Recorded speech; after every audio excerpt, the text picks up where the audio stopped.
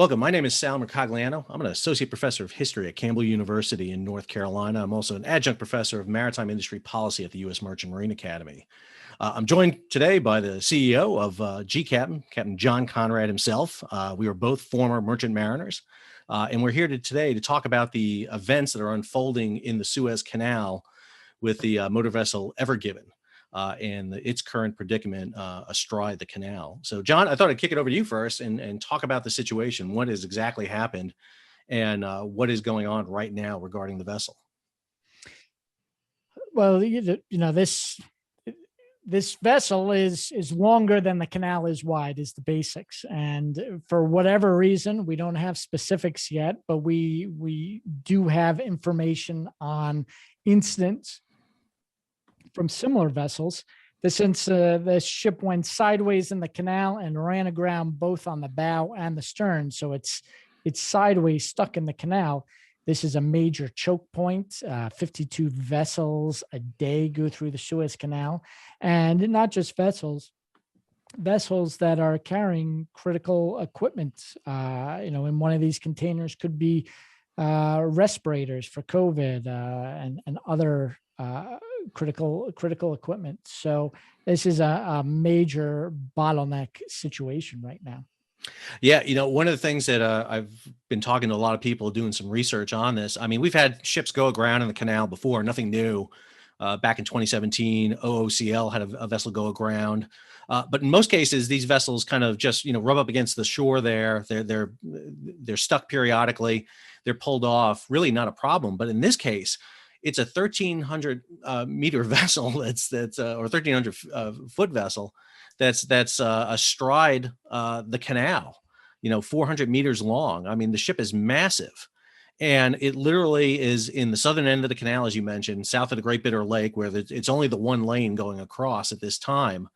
And she has managed to plant her bow firmly, as pictures show, into the eastern bank there. And it's not exactly clear if her prop and rudder is hung up on the western side. I mean, you create this bottleneck. This image we have here right here is from the Maersk Denver, which is really showing the fact that this vessel is cut across. I mean, the ship is wider than the canal, so you can't even spin her out. You're gonna have to pull her out the way it is. And so this creates untold problems with salvage at this time. The vessel is, as can be seen here, is high up out of the water in the bow. I mean, we're seeing, her boot top showing. A vessel this loaded should not be showing, her bulbous bow. That shows that she's up and high at the time. Got a little bit of a port list at the time, right there. So this is obviously unprecedented. And you can see the bulbous bow sticking out a little bit in that photo. Really dug into the bank there. Right, and then an even better image right here of her where she actually hit the concrete on the side and is just actually impaled in the eastern shore. So let's talk about a couple of things, John. Let's talk about cause. I mean, what do we think is the cause? Obviously, we're working on information at this time that's new. We will not know what has happened on here for a long time to come. But what do we think is the issues that led to this incident? Yeah, the official incident report, they always take at least a year. The quick ones, so it's going to be this time next year that we get the official report. But in my 15 years doing GCaptain, every official report on a major incident like this, and I would call this major, the number one, always listed in the top 5 is bridge resource management. The communication between the crew. So I just did a little video on GCaptain explaining the sheer size of this vessel. I mean, you got 400 meters, 1,300 feet. It's what 200 feet larger than our largest aircraft carrier. Aircraft carrier has over 5,000 people on board. This might have 24, 26 people. And these people are overworked and tired just being in the Suez. It's an all hands event where there's a lot of preparation. I'm saying that wrong. But they have to get ready, right? They have to get all the lines ready. They got to get the pilot on board. They got to do all this, which makes them tired. But this is all in the context of the great seafarer crisis, where there are guys who haven't crew changed in months, some not over a year. We don't know the specifics of the Evergreen vessels, but we do know regardless, there's a lot of additional stress out there. Even if these guys were well rested, they kind of move through the canal in a convoy, and there are other vessels in that convoy where seafarers are tired and overworked. Yeah, we know she was number 5 in the northbound convoy of about 20 ships, and probably started about 4 o'clock in the morning. She went aground sometime after 7 o'clock in the morning. And just to give context to this too, I've been through the canal several times. Your bridge watch on a vessel like this is minimal. You do not have that many people. Your master's up there. You'll have a mate on watch. You may have 2 unlicensed if you're lucky. One helmsman, a backup helmsman, and then the pilot on board. You'll have your chief mate probably up on the bow, standing by with the anchors to drop. Which is interesting to note. She never did drop her anchors, and so her anchors are still in place here. You'll have the engine crew down in the engine room. There seemed to be some conflicting information too. I know that the agent for the vessel and the Suez Canal had announced that the vessel had gone dark, that they lost power on board. The ship was doing a good clip of speed, about 13 knots, according to her AIS transponder, which is faster than what's normal in the canal, but allowable under the pilot. So they may have been trying to catch up or make some time up here. Evergreen is talking about the fact that there was reduced visibility, that there was wind. These type vessels, these ultra large container vessels, go through the canal on a regular basis now. Even though she's tremendous, she's 1,300 feet, 400 meters. It's not unusual for these vessels to go through. Matter of fact, that's the reason they expanded the canal in 2015 and still expanding the canal to try to get larger tankers through. So it's not unusual to have vessels go through the canal of this size without incident in any way. And so this is going to raise a lot of issues. I wonder if you could talk a little bit about, obviously the culpability of this is going to be a big issue. What's the impact of this? We've got the canal closed. We have not had the Suez Canal closed since 2017 with that grounding, but never for more than just a day or two for an incident. And they're working to get her off right now. They've gotten some movement of the vessel. They're hoping at the high tide later this evening to be able to pull her off. But if they don't pull her off, you're talking about 3-4 days of convoys jammed up. Right. The CSL Indian Ocean got stuck in the Elbe River of Germany, and it took 6 days and 12 tugs to get her out of that precarious situation. Look, it really depends on the vessel itself. They've obviously tried some ballast efforts to move the weights. We know that the bow is hard aground. There's also some reports that the stern may be. If the stern's aground, it's propeller aground. There are all of these questions, but it goes down to these unusual. Why was she going so fast? And then, getting back to the BRM thing, the faster you go in a confined space, the more on top of your game have to be, right? If you're zooming fast and Manhattan, if you're driving your Ferrari around Manhattan, you better be awake and have your cup of coffee right now. This isn't a Ferrari and it's not Manhattan, but this is the maritime equivalent of Manhattan streets, and you have to react quick and react quickly as a team. Now you have a blackout. What does that mean? Does it mean they lost the engine? Did they lose the electricity? Did they lose the thrusters? And we can't get past the design. I don't want to say flaws, but they are kind of flaws. So in an article by Captain George Livingston, one of the head pilots at San Francisco Bay, talking about the dangers of these ships. You have an enormous sail area on this vessel, Sal. So whenever there's wind talked about, you have to think of, you think of a super tanker. There's very little freeboard when she's loaded down. This vessel has considerable freeboard, and then you have all the containers. Every square foot of space exposed to the side of the vessel is another, cubic whatever of wind force that can push against that vessel. So when you're moving that fast and then you lose speed and then there's winds, things very quickly get out of hand. That's what bridge resource management is designed for, to coordinate the efforts of the team. You have a few things at your disposal. One would be the anchor, the steering. It's unlikely that everything, if power goes out, you still hopefully will be able to steer. You still hopefully will be able to drop an anchor. So, but that blackout could cause confusion and cause a cascade of other effects, right? Well, that's usually what I mean. When we see incidents like that, it usually is a cascade. It's usually a whole series of things that go wrong at the same time. And I think you're exactly right. These vessels, you're talking about a 20,000 box vessel going in. And I always use the parallel of planes landing. If you ever see those videos of planes landing in crosswinds, they kind of come in Yeah. sideways. And, lots of times we cross the ocean that way. We may be heading on a course, but we're going a little bit sideways because of the wind and currents. You don't have that much margin in the lower half of the Suez Canal. I mean, there's just not enough room to do that.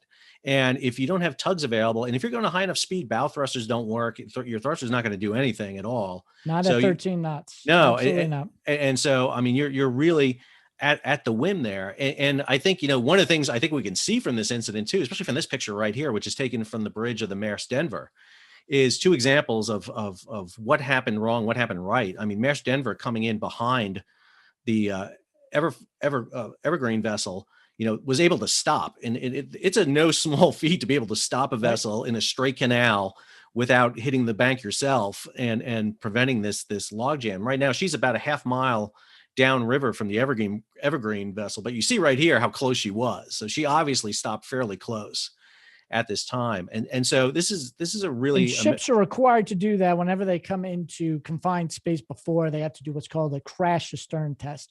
So before they enter port, they will put crash astern engines and test that, because things go wrong all the time. As you know, being a native of New York, how many times the Ambrose Light Tower has been knocked over by ships that have failed the crash astern. So it's not always the case. And even with crash astern, if you're going at that speed, it may not be enough to prevent a pileup. So we're kind of lucky, do you think, that the damage has been so far this minimal? You also have some of the older vessel designs where the fuel's actually carried in the double hull of these container vessels to give more space in the center. That's what happened with the Casca Busan. So the fact that we don't have any oil sheen, there's no injuries reported, it seems, and that the vessel's moving so far, it's kind of, despite how vivid these pictures are, it's kind of best case scenario, don't you think? I do think it is. And again, I keep hopping on the fact that, when you take a vessel like this, and she's in this image right here, she's aground at the bow and probably at the stern. And I always use the imagery of putting your car up on blocks and putting the blocks under your bumpers. It's not a great position. Will it hold? I don't know. Will it hold? Because you've got a lot of weight there in the middle. And that's what you have here. I mean, vessels are not designed to be touching ground. They're designed to float. And once you change that stability, you start putting untold stresses on the vessel. The fact that this vessel has not suffered a leak means the hull's intact, which is very good. But I think they have to be very careful in the moving of this vessel. It's one of the reasons why I think they're being very methodical in trying to move this vessel off. The Egyptians obviously want to clear her as fast as they can. They're losing $700,000 per ship per transit through the canal. So and getting a lot of angry phone calls from senior statesmen. I'm sure that presidents and chancellors who are on the phone right now. Well, and that goes into this issue too, is at what point does this become an impact on shipping? I've argued it's already impacting. You're already going to have delays. You're already going to have impacts that the vessels are going to be days late at this time. But if they can't move this, and during a time in the context of a super hot, freight rates on these container ships are going through the roof. We are in a major container shortage right now. The value of these shipping companies, some of them have gone 3-4x in the past few months. If you have stock in any of these container shipping companies and held it the last 6 months, you are doing very well in your portfolio now because of this shortage. As the economy opens up, everything got shut down, and things were sent to places like Africa where the containers were not returned. And now you have a wide reopening, and we don't have enough ships. We don't have enough containers. We're already stretching the logistics supply line thin. And then this happens. Right. So can you put that in context of, economics as a history professor and possible national security implications if there are, there's a lot of tension in the world right now because of COVID and the change. What are the larger implications of this? Sure. I mean, I think you're right about the cost. Obviously, we saw container rates spike in December. They're 3.5 times normal what they were. It was costing $8,000 to move a box from Asia to Europe. So obviously that has the impact, the COVID-19 impact. is there. I think the national security issue is a very important one here. Evergreen is a Taiwanese company. You can see, if the blame comes back on Evergreen, that they were responsible. If it's bridge resource management, if it's their fault, their P&I club insurance is going to grab the hit on that, and they're going to, the amount of claims against them are going to be astronomical, to the point that we could see very similar to what we saw with Hanjin back in 2016, a collapse of a major container line. She's the 7th largest container line in the world.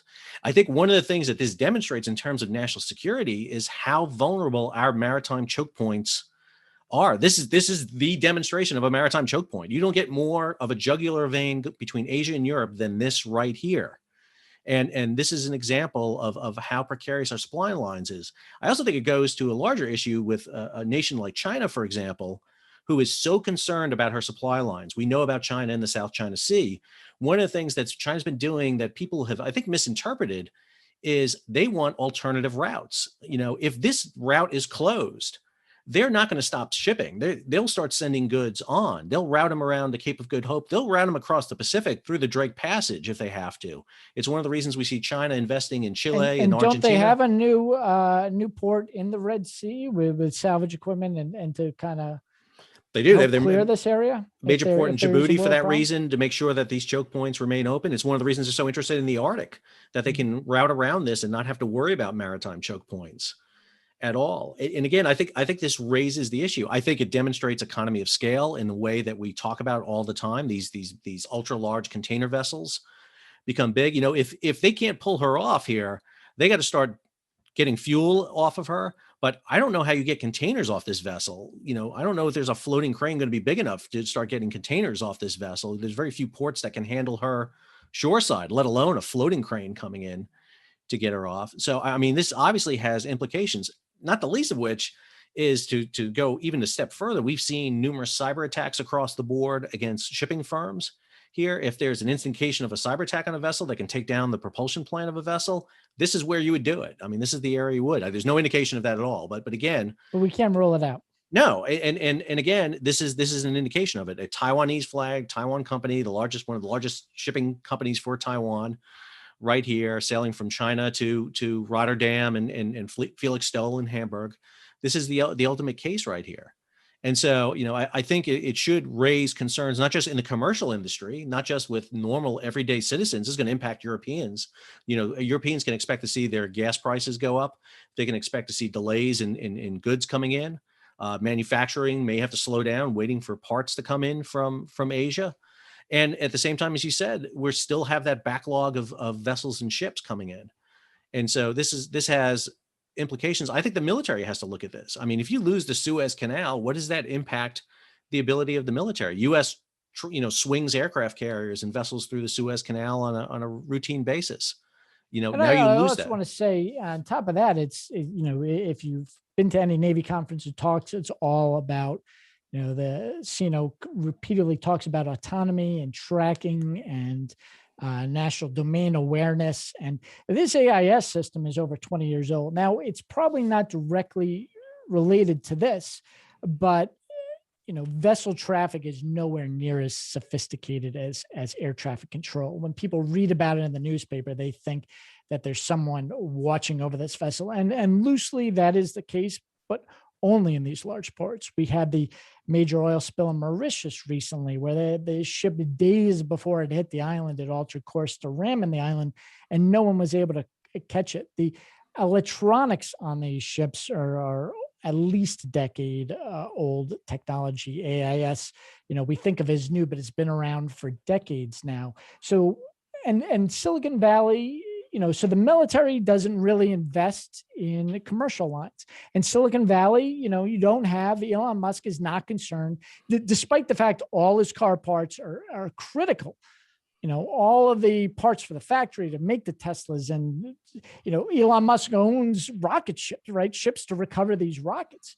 Bezos has a whole fleet of ships for his rockets. Eric Schmidt has a whole fleet of oceanographic ships. They are not investing in the dirty ships, the cargo ships. There is very little technology. I did a video sponsored by Black Sail, a maritime AI startup out of MIT, and these guys have wonderful decision aid that can help a captain. If a captain, had a heart attack in the Suez Canal, the AI could kind of take over and slow the vessel down, just like my Volvo does. If I fall asleep in it, it'll slow down and pull over the side. There's a lot of technology that could be put into play, but who's going to pay the bill? The Navy said, is not investing in the commercial, and Silicon Valley's not investing. Who's going to pay for this new technology and improving BRM, things that we know need improvement? And to build on that too, I mean, one of the things we see, and one of the features in maritime shipping right now is consolidation. These companies are getting bigger and larger. Evergreen is part of an alliance system of 3 mega conferences out there. You got 9 companies that control 85% of all the container shipping in the world. They're an entity unto themselves. You talked about AIS. We had the recent example out in the Philippines of the Chinese fishing fleet, the militia fleet, 200 vessels sitting at an anchorage in the Philippines. I think 4 or 5 vessels have their AIS on. So, I mean, you're not tracking them. I mean, sometimes it actually, the story didn't get reported. GCAM was one of the first to report it, but it didn't get reported until someone actually went out there with a camera on a fishing boat and brought back the footage and uploaded it. So, who's watching this stuff? We like to think the military is, and they are to some extent, but unless we lose almost a ship a week somewhere in the world to a major incident, whether it's fire or sinking, but unless it happens within, close range to land, it doesn't get reported. Well, I think that's the big point, John, and I think you make a great one there, and in that, the visibility of this industry it is you can see what it's doing on a daily basis. I think it's always amazing that we can get a snapshot very quickly of what's going on. We can follow what's happening in real time through systems in the canal and know exactly what's going on. But at the same time, you can flip a switch and if you're the Iranians and the Venezuelans, you can start trading oil illegally and no one's watching you. And I think that's part of the visibility of this and why the industry needs so much more attention than it gets. Unfortunately, the only time you and I ever get to talk about this stuff is when something bad happens. And fortunately, like you said, no one's lost a life. No one's been hurt by this, but I would argue people are going to be hurt by this economically. I think this is going to have massive economic ramifications. Like you said, there could be supplies on board vessels sitting there right now that can be used for vaccines and COVID. And now all of a sudden they're not going to be there. There could be COVID shipments on these vessels moving around. And we Bloomberg just had a whole report on the criticality of the nasal swab for testing and how there are only 2 companies in the world that run that. Well, where do they load it to export these swabs? They load it on ships. If the ships aren't running, when COVID started, I mean, they shut down everything, right? They shut down the highways, they shut down the airports, they shut down the train. I mean, I live right next to a train line. There was no train horns for weeks. It was wonderful, but they waved the ships in because on those ships are critical PPE. And, despite reports of some mariners having COVID and reports that the Coast Guard said, come on in because we need you. We need you bad. And no one's tracking no one really knows what supplies. It's going to take a year before we figure out what's in this container and how was it delayed and what were the impacts on the supply chain. Well, I think that's the thing that you and I and a few others talk about a lot is the vulnerability and the dangers of our supply chain, the precarious nature of it. It's great that I can have something sent to my house and it's packed up in a container in Vietnam or China, sent across, put on a truck or a rail, sent to me, and God, one day, Amazon drones will deliver it right to my house, and I don't even have to go out and do anything ever again. But the problem with that system is you throw one monkey wrench into the middle of it, and you have a catastrophic breakdown. And that's one of the things we're still reeling from COVID. I mean, we're still reeling from the impact that COVID had on shipping in 2020. You and I know mariners. Don't mention drones to me because I work with a lot of maritime startups, seriously, and the hundreds of millions of dollars going into drones and scooters. You wouldn't believe the amount of investment dollars in scooters. I bought one for my son. I love it. It connects to the phone. I could track him. I could set speed limits, but people don't understand. That's great for a USB drive that you send via Amazon or getting some lightweight thing. But what we need as humans, food, water, cement, these supplies are too heavy to ever be carried on drones or scooters. Well, and that goes to the issue of autonomous vessels. While autonomous vessels are great in some areas, I think number one, you'll never be able to insure a vessel like the Ever Given, without a crew on board. Who's going to insure a vessel that size? I think we're going to get lower and lower crew manning. That's always going to be an issue. We're always going to see the autonomy assist that. But I think you're right. I think if we look at the infrastructure, especially in the United States, the delays we're having on the West Coast and into the Gulf and now East Coast, Port of Savannah right now has vessels parked off of it by me.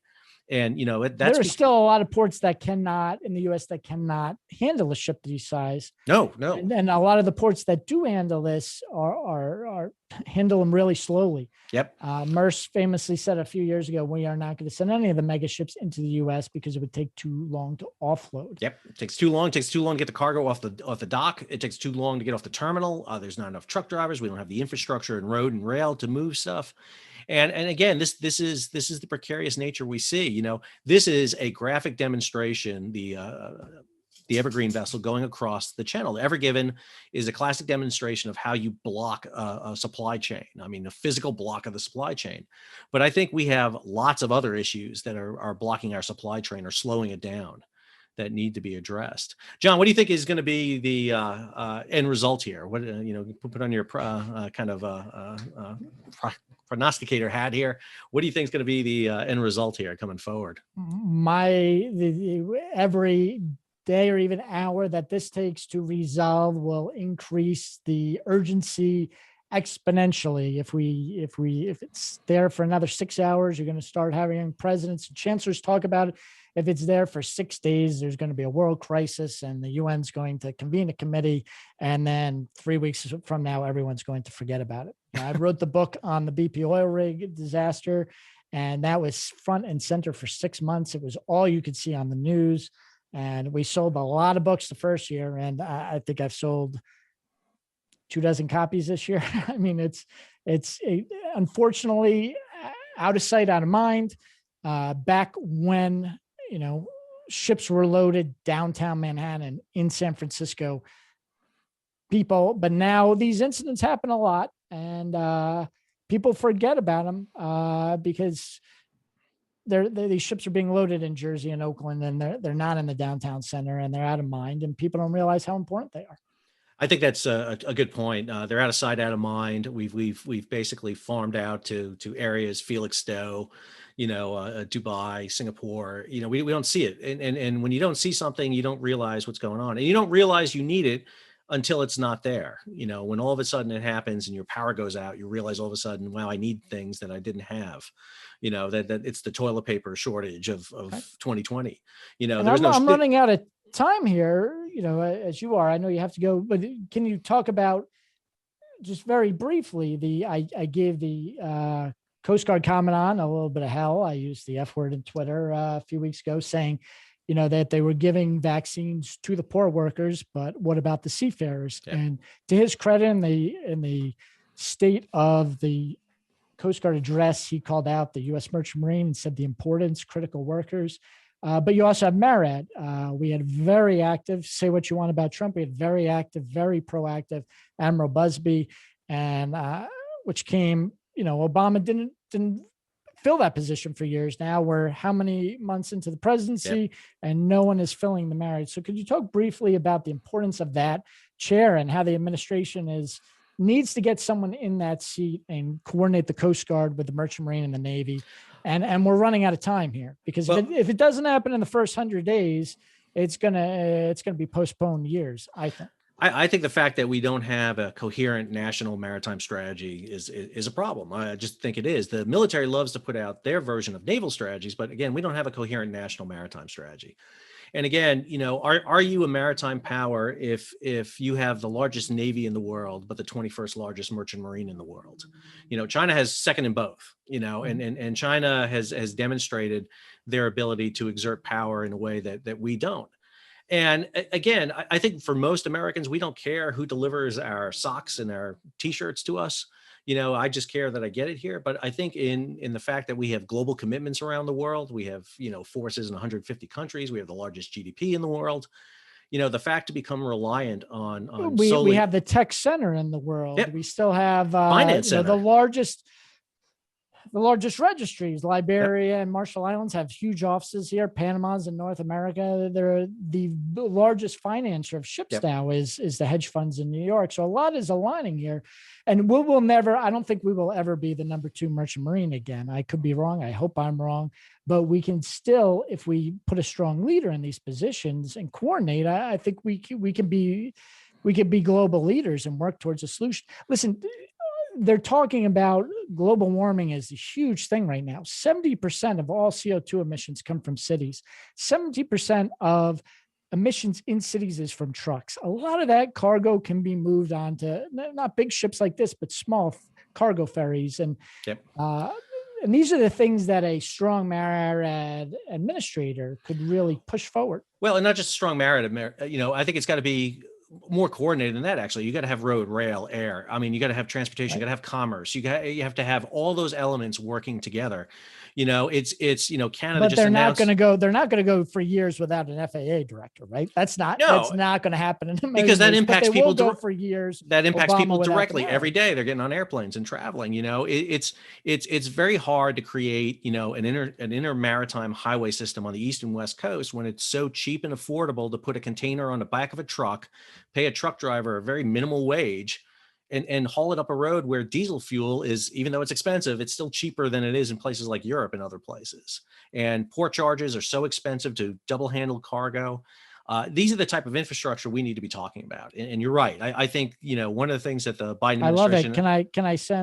Can you send me your email address so I can forward it to the White House? Sure. So I'm serious. I think the Biden administration— I think we need leadership. We need guys to get in front of this incident. I mean, here's a huge nationwide, global thing. And I was quoted all over the New York Times today. You were NPR and BBC. I feel like Groucho Marx. Anyone club that'll invite me as a member, I don't want to join. Right? I mean, I don't know what I love you, Sal. I think highly of myself, but we should not be the public face of this incident. Oh God, no. There should be someone in charge, but there isn't, right? Well, I agree. And if you're the Groucho Marx, I don't know what Marx brother that makes me, but it's just, I won't even go there. But I think you're right. And I think one of the things that when an incident like this happens, it's very important for the maritime industry and people in the industry to get forward and talk about this, and talk about it intelligently, to give, good analysis out there. And unfortunately, one of the things we've seen that happen over the years is the, dispersion of that. It doesn't exist anymore. You have to go to places like GCaptain to really find that. Unfortunately, the New York Times doesn't have their maritime reporter anymore. And a lot of major agencies don't. And that's why I think it's so important what you do is to have a source like GCaptain out there where they can contact and find people like myself or people who have expertise in different areas to talk about this. I'm going to be interested to see how this goes. I think we should get together in a few more days and talk about where this goes and the impact of it and what happens. And Secretary Pete, if you're listening, call Sal.